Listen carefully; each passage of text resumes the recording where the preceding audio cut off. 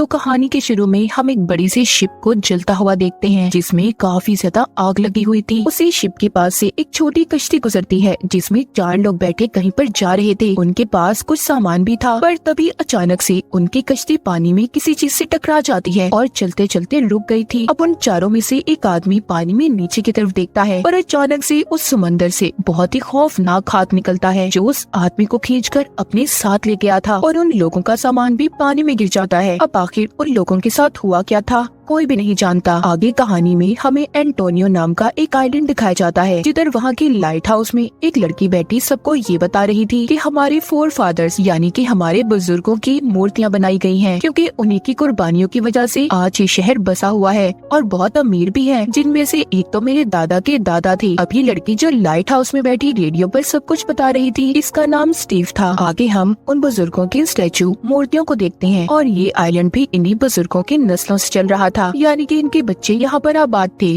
कहानी में आगे हम निक नाम के एक लड़के को देखते हैं जो अपने कुछ साथियों और एक दोस्त के साथ समंदर में मछलियाँ पकड़ने गया हुआ था। अचानक से उनकी बोट कश्ती का एंकर नीचे गिरकर फंस जाता है। वो एक पोटली में फंस गया था और ये वही सामान था जो हमने कहानी के शुरू में उन 4 आदमियों के पास देखा था जो पानी में गिर गया था और शायद कई सालों से वहीं पर था। अब उनकी बोट का एंकर ऊपर की तरफ आ तो गया था, पर उसकी वजह से वो पोटली खुल जाती है और उसमें से सारा सामान बाहर आ गया था, जिसमें एक बहुत ही पुराना कंगा और एक घड़ी थी। निक अब अपनी बोट का क्लच लेने जा रहा था जो वहाँ पर फंसने की वजह से टूट गया था। जहाँ पर वही रास्ते में उसे एक लड़की मिलती है जिसका नाम एलिजाबेथ था। ये निक की काफी पुरानी दोस्त थी। निक उसे ऐसे देखकर काफी खुश था। वो एलिजाबेथ से पूरे 6 महीने बाद मिल रहा था। अब निक उसे भी अपने साथ लेकर क्लच लेने चला जाता है। जब वो दुकान पर जाता है तो पीछे एलिजाबेथ के पास एक बूढ़ा आदमी आया था जो उसे एक घड़ी दिखाता है। ये वही घड़ी थी जो उस पोटली से बाहर आई थी और इस बूढ़े आदमी को समंदर के किनारे मिली थी। एलिजाबेथ जब उस घड़ी को हाथ लगाने लगती है तो वो बूढ़ा आदमी उससे ये कहता है, नहीं तुम इसे हाथ नहीं लगा सकती क्योंकि ऐसा करने से बहुत कुछ बदल जाएगा। मगर फिर भी एलिजाबेथ उस घड़ी को हाथ में ले लेती है, जिससे ऐसा करने से वो घड़ी जो कई सालों से बंद थी वो चलने लगी थी। वो उस घड़ी पर एक तराजू के निशान को भी देखती है। तभी वहाँ पर निक भी अपना काम खत्म करके वापिस आ जाता है। उसे देखकर बूढ़ा आदमी वहाँ से चला गया था। ये दोनों भी वहाँ से चले जाते हैं। इसके बाद हमें स्टीव को दिखाया जाता है जिसको उसके दोस्त का फोन आया था। वो भी इसी की तरह लाइट हाउस में काम किया करता था। वो स्टीव को बताता है कि मैंने अभी रडार में ये देखा है कि एक बहुत ही गहरी फोग धुंध कोहरा हमारे आइलैंड की तरफ आ रहा है, जिसे सुनकर स्टीव काफी हैरान थी। उधर निक भी एलिजाबेथ को लेकर उसके घर जा रहा था। तभी अचानक से कोई चीज उनकी गाड़ी से आकर टकराती है जिससे उनकी गाड़ी के शीशे टूट गए थे। ऐसा भयानक एक्सीडेंट देखकर दोनों डर जाते हैं। तभी उधर उनके पास एक फादर आए थे जो ये कहकर वहाँ से चले जाते हैं खून के बदले खून होगा। वो दोनों उनकी ये बातें सुनकर अब ज्यादा डर गए थे। एलिजाबेथ भी अपने मॉम के घर आ जाती है। उसे देखकर पहले तो उसकी मॉम काफी खुश थी, पर बाद में वो उससे ये कहती है कि आने से पहले तुम्हें मुझे बताना चाहिए था। ये सुनकर एलिजाबेथ को गुस्सा आ गया था। वो अपनी मॉम का घर छोड़कर बाहर आ जाती है जहाँ पर अभी भी निक खड़ा था। वो जब उसको ऐसे दिखता है तो उसे इस बात का अंदाजा हो गया था कि उसकी मॉम की इसके साथ लड़ाई हुई है, इसीलिए वो एलिजाबेथ को लेकर अपने घर आ गया था। रात को ये दोनों सो रहे थे तो अचानक से एलिजाबेथ डरकर उठ जाती है। उसे एक बहुत ही डरावना सपना आया था जिसमें वो खुद को पानी में डूबते हुए देखती है और कुछ लोगों को जलता हुआ। यहाँ पर ये पता चलता है कि ये सपने एलिजाबेथ को हमेशा आया करते थे। अब वो उठकर अपने कंप्यूटर पर उसी निशान के बारे में सर्च करती है जो उसने घड़ी पर बना हुआ देखा था, एक तराजू का निशान, क्योंकि वो अब उसके सपनों में भी आने लगा था। तभी उसका कंप्यूटर अचानक से बंद हो जाता है। उसके ऊपर छत से पानी की बूंदें टपकने लगती हैं। एलिजाबेथ जब ऊपर देखती है तो उसे भीगे हुए पाँव के निशान नजर आते हैं। ऐसा लग रहा था कि जैसे छत पर कोई उल्टा चला हो। ये उन निशानों का पीछा करती बाहर आ गई थी जहाँ पर बहुत सारी फोग थी।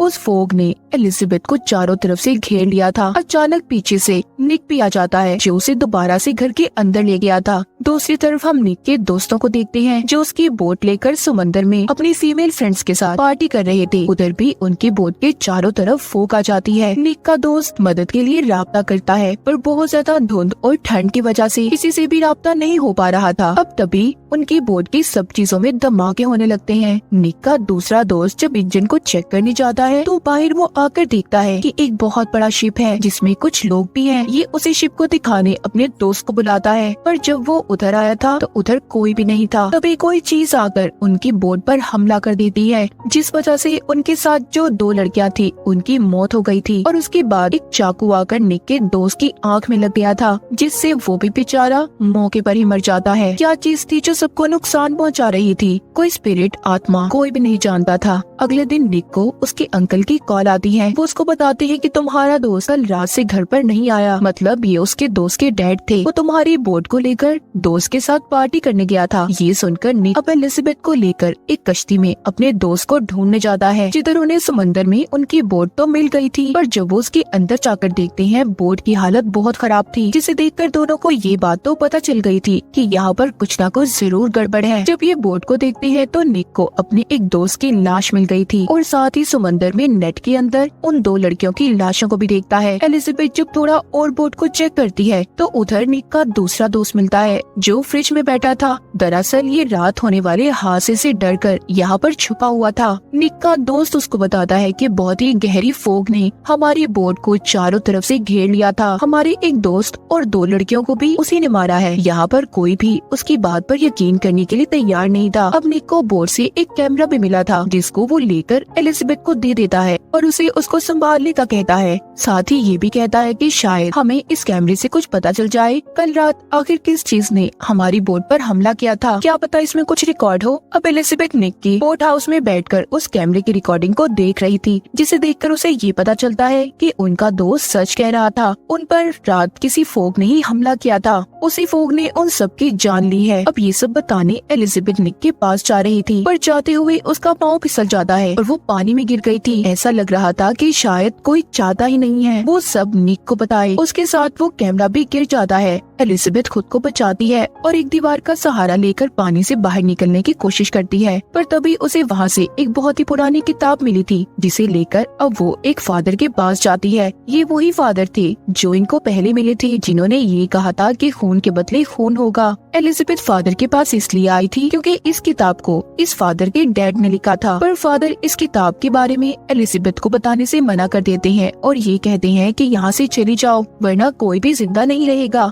एलिजाबेथ को फादर की बातें बहुत अजीब लगती हैं, इसलिए वो अब इस किताब को लेकर निक के पास जाती है। ये दोनों मिलकर उस किताब को पढ़ते हैं, जिससे इन्हें ये पता चलता है कि उनके बुजुर्गों ने बहुत से मासूम लोगों की जानों को लेकर इस शहर को बसाया था। दरअसल एक आइलैंड था जिसको कारोबार के लिए बहुत बड़ा आइलैंड माना जाता था, जहाँ के लोग बहुत ही अमीर और पैसे वाले थे, पर एक बीमारी के फैलने की वजह से वो आइलैंड बर्बाद हो गया। अब उधर बस कुछ ही लोग बचे थे। वो अपनी शिप को लेकर एंटोनियो यानी कि जिस आइलैंड पर अब ये रह रहे थे इसी की तरफ रवाना हुए। उस शिप का जो लीडर था वो इस आइलैंड के लोगों से जमीन खरीदने का कॉन्ट्रैक्ट करता है, ताकि वो अपने बचे हुए लोगों को यहाँ पर आराम से लेकर रह सके। पर यहाँ पर रहने वाले लोगों ने उस लीडर को धोखा दिया। उन्होंने उसकी सारी धन दौलत को लूट लिया और उसके शिप में जितने भी लोग थे सबको बंद करके आग लगा दी। और यही वो सीन था जो हमने कहानी के शुरू में शिप को जलते हुए देखा था। उसी शिप में जलने वाले लोगों की आत्माएं अब यहाँ पर वापस आ गई हैं और यहाँ पर रहने वाले लोगों से बदला लेना चाहती हैं। इसके बाद हम स्टीव को देखते हैं जो वो लाइट हाउस में थी। वहाँ पर उस कमरे में आग लग जाती है जिसको इसका बेटा समंदर के किनारे से लाया था। स्टीव उस आग को बुझाती है, तभी दीवार पर उसी तराजू का निशान बन गया था जो घड़ी और कंघे पर था। अब ये अपने बेटे को कॉल करती है और ये कहती है कि आइंदा तुम समंदर से कोई भी चीज उठाकर घर पर नहीं लाओगे। उधर हॉस्पिटल में निक अपने दोस्त के पास था, तभी उधर ही एलिजाबेथ मुर्दा खाने में जाती है जहाँ पर निक के बाकी के दोस्त थे जो मर चुके थे। उनमें से एक दोस्त जिंदा हो जाता है और पीछे से एलिजाबेथ को पकड़ लिया था। जब वो शोर करती है तो वो नीचे गिर गया था और दोबारा से मर जाता है। उधर समंदर के किनारे वही आदमी जिसके पास घड़ी थी, उसको वहाँ पर एक रस्सी दिखाई देती है। जब वो उसे अपनी तरफ खींचता है तो ऐसा लग रहा था कि जैसे किसी फोक धुंध को वो अपनी तरफ खींच रहा हो। यहीं पर स्टीव का बेटा भी था जो ये सब खड़ा देख रहा था। तभी उनके पीछे वो फोग आना शुरू हो गई थी। स्टीव का बेटा भागकर अपने घर के अंदर आ जाता है और जल्दी से उसकी नानी ने दरवाजे को बंद कर लिया था। स्टीव का बेटा मतलब अपनी नानी के घर पर था, यानी कि उसकी मॉम के अब आइलैंड में चारों तरफ फोग फैल गई थी। स्टीव उसी वक्त बैठी अपने दोस्त से बात कर रही थी, तभी हर तरफ से लाइट भी बंद हो जाती है। स्टीव के दोस्त का सिर्फ लैपटॉप चल रहा था और अचानक से कोई उसके दरवाजे पर दस्तक देता है। स्टीव अपने दोस्त से बात कर रही थी। वो उसे मना करती है कि वो दरवाजा न खोले, मगर वो दरवाजा खोलकर बाहर आ गया था, जहाँ पर फोग में एक आत्मा उसे जलाकर मार देती है। स्टीव ये देखकर बहुत ज्यादा डर गई थी और फौरन से अपने बेटे को कॉल करती है, जो अपनी नानी के घर पर था, पर मौसम की खराबी की वजह से वो कॉल नहीं लग रही थी। इसीलिए ये अब ऑन एयर आकर ये कहती है कि मौसम की खराबी की वजह से बहुत कुछ गलत हुआ है, और अपने दोस्त की मौत के बारे में भी बताती है, और साथ ही ये भी कहती है कि मेरा बेटा मुसीबत में है, प्लीज कोई है जो इस वक्त मेरी मदद कर सकता है। उसकी बातों को रेडियो पर निक ने सुन लिया था। वो जल्दी से अब एलिजाबेथ को लेता है और स्टीव के बेटे को ढूंढने निकल गया था। दूसरी तरफ हम इनके बुजुर्गों की मूर्तियों को देखते हैं, जिनको देखने बहुत से लोग आए थे। तभी पूरे शहर की लाइट भी चली गई थी। स्टीव भी अपने बेटे को ढूंढने निकल जाती है, मगर अचानक रास्ते में उसकी गाड़ी बंद हो गई थी। वहाँ पर बहुत सारी फोग फैल गई थी। उस फोग ने स्टीव की गाड़ी को चारों तरफ से घेर लिया था। तभी सामने से एक ट्रक उसकी गाड़ी को टक्कर मारता है। क्योंकि फोग की वजह से किसी को कुछ भी नजर नहीं आ रहा था। उसकी गाड़ी बल खाती हुई पानी में गिर गई थी। स्टीव पानी से निकलने की कोशिश करती है,